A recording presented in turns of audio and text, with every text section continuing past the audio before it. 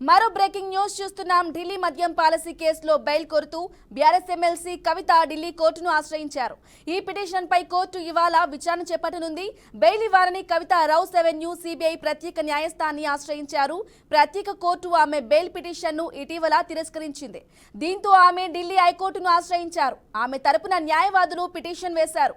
తెలంగాణ లోక్సభ ఎన్నికల్లో BRS party star క్యాంపెయినర్లలో కవిత ఒకరని, అందుకే ఆమెకు బెయిల్ ఇవ్వాలని రౌస్ అవెన్యూ కోర్టును కోరారు.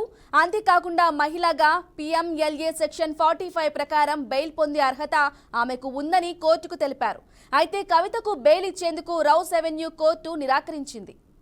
ఇక ఇదే విషయంపై మరింత సమాచారం మా ప్రతినిధి లిఖిత అందిస్తుంది. లిఖిత, చెప్పండి.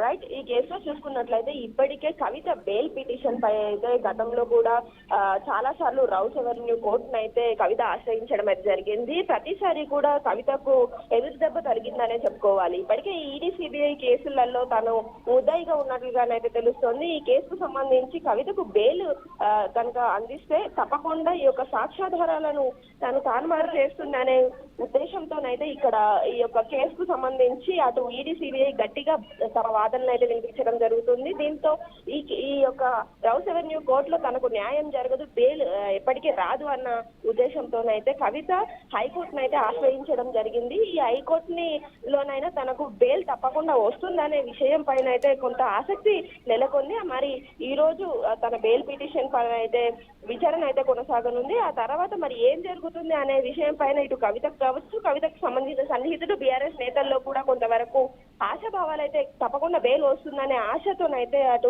బీఆర్ఎస్ నేతలు అయితే ఉండడం జరుగుతుంది. Okay, thank you Likhita.